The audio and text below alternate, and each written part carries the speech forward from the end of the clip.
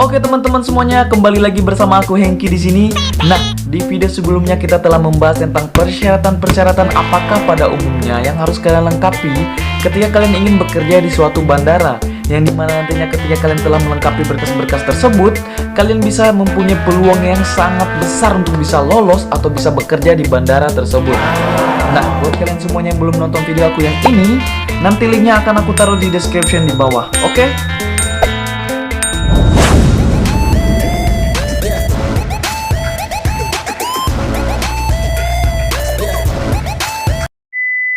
Karena di video kali ini kita akan membahas tentang tahap-tahap apa yang akan kalian lalui ketika kalian akan mengikuti sebuah rekrutmen di suatu bandara.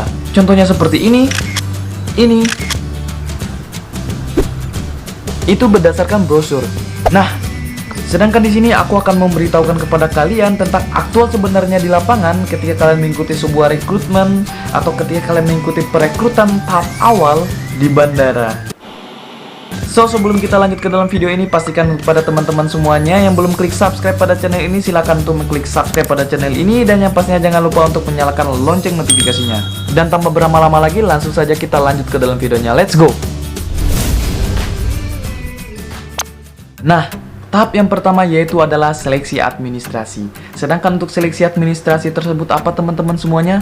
Seleksi administrasi tersebut adalah seleksi surat-surat atau berkas-berkas yang dimiliki oleh para calon kandidat yang melamar, atau berkas-berkas yang dimiliki oleh kalian semuanya atau yang dimiliki oleh pelamar-pelamar lainnya. Yang nantinya di situ akan disortir, nantinya di situ akan dipilih dan dibilah-bilah yang mana yang cocok dengan kriteria atau yang mana cocok dengan kebutuhan atau yang diperlukan oleh perusahaan tersebut. Jadi, untuk tahap seleksi administrasi ini sendiri, ini tidak jauh beda dengan video aku yang sebelumnya. Nah, di video aku yang sebelumnya aku menjelaskan bahwa administrasi ini sangat penting sekali. Karena apa teman-teman semuanya? Karena untuk kalian bisa lanjut atau kalian bisa mengikuti ke tahap berikutnya, kalian harus bisa lolos tahap administrasi tersebut. Nah, untuk seleksi administrasi tersebut itu bukan main-main teman-teman semuanya. Kalian itu bersaing dengan ratusan orang, bahkan sampai ribuan orang.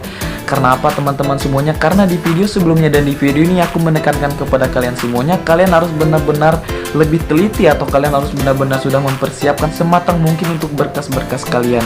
Karena itu adalah hal-hal yang paling sangat sensitif bagi aku, yang dimana tahap awal tersebut ketika kalian dinyatakan tidak lolos, kalian tidak akan mempunyai kesempatan untuk bisa lanjut atau mengikuti ke tahap berikutnya. Dan untuk kalian semua yang benar-benar ingin berkarir, atau untuk kalian semuanya yang benar-benar cinta dengan dunia penerbangan, kalian cinta dengan aviasi, kalian cinta dengan apa yang biasanya kami lakukan di bandara. So, buat teman-teman semuanya yang nonton video ini, sekali lagi aku menekankan kepada kalian semuanya, lengkapilah dokumen-dokumen kalian, lengkapilah berkas-berkas kalian, karena itu sangat-sangat sensitif. Karena ketika kalian tidak melengkapi satu hal pun, karena mungkin hari itu adalah hari terakhir kalian untuk bisa mengikuti atau lanjut ke tahap berikutnya. Nah, tahap yang kedua yaitu adalah psikotes. Karena di luar sana untuk perusahaan-perusahaan besar yang akan melakukan penerimaan staf baru, mereka akan mengadakan yang namanya psikotes. Contohnya salah satunya adalah maskapai penerbangan yang berkontribusi di bandara, atau yang biasa lebih dikenal oleh kami yaitu adalah airlines atau maskapai penerbangan. Nah, sedangkan psikotes sendiri adalah pengambilan sampel perilaku yang ada pada diri kalian yang nantinya akan menjadi bahan penilaian bagi perusahaan.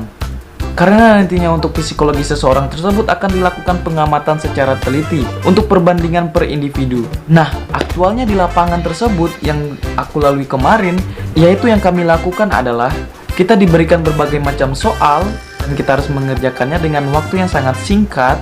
Nah, untuk teman-teman semuanya, di sini aku ingin memberikan saran kepada teman-teman semuanya. Sebelum teman-teman semuanya mengikuti tahap psikotes tersebut, setidaknya teman-teman semuanya sudah men-searching atau teman-teman semuanya sudah melihat gambaran-gambaran apa yang akan teman-teman lakukan ketika teman-teman sudah memasuki tahap psikotes. Karena tahap psikotes tersebut sangat fatal sekali jika teman-teman tidak mempunyai persiapan yang matang.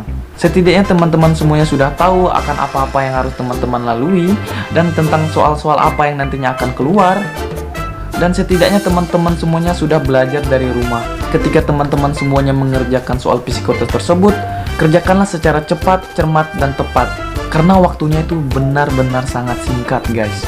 Jadi, tujuan psikotes tersebut adalah untuk mendeskripsikan secara utuh mengenai beberapa aspek dari psikologi seseorang tersebut.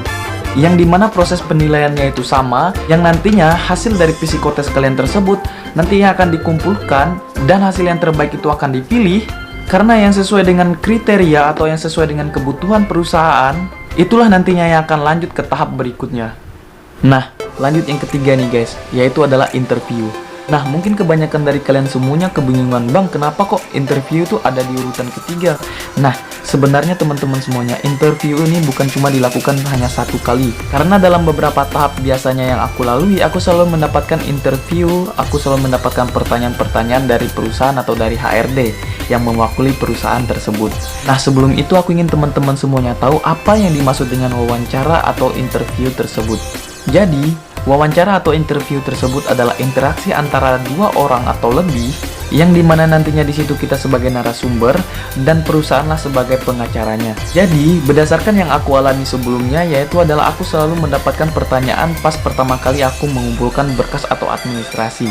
Nah, di perekrutan yang aku jalani sebelumnya, yaitu adalah ketika aku mengumpulkan administrasi tersebut, nantinya kita akan ditanya beberapa hal terkait administrasi atau terkait berkas-berkas yang kita lampirkan. Karena di video sebelumnya aku telah membahas berkas-berkas, ketika kalian ingin melampirkan beberapa berkas-berkas pendukung, aku harap kalian melampirkan berkas tersebut yang benar-benar berkaitan atau benar-benar bisa dipakai atau berguna yang bisa digunakan ketika nantinya kalian terpilih atau bekerja di perusahaan tersebut. Nah, itu tadi baru interview yang pertama. Nah, sedangkan untuk interview yang kedua adalah di urutan ketiga sekarang ini.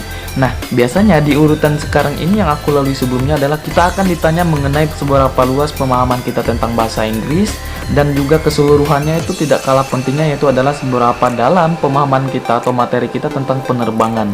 Nah, jadi di sini aku ingin menjelaskan kepada kalian semuanya, pengetahuan tersebut adalah sangat penting sekali. Setidaknya kalian semuanya bisa mengetahui inti pokok dari apa yang akan kalian lakukan tersebut. Ya, contohnya tentang kayak, ya, inti pokok dari penerbangan itu apa, dan juga inti pokok dari ground staff itu apa, inti pokok dari pasasi itu apa, dan setidaknya kalian bisa tahu tentang keberangkatan.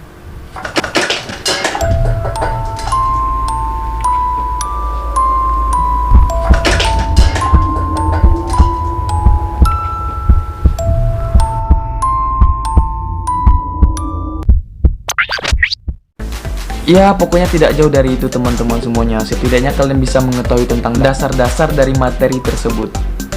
Nah, sedangkan yang keempat, yaitu adalah medical check-up atau yang biasa disebut dengan medek. Nah, sedangkan untuk pengertiannya, medek adalah pemeriksaan kesehatan secara menyeluruh. Seperti pengalaman aku sebelumnya, ketika aku telah melalui beberapa tahap sebelumnya dan aku sampai di titik medical check-up atau medek, di situ nantinya kita akan diperiksa secara menyeluruh. Kita diperiksa mulai dari sampel darah, yang nantinya kita akan dites urin, dan inti dari semuanya itu adalah untuk mengetahui apakah kita mempunyai riwayat penyakit dan apakah kita pengguna aktif narkotika.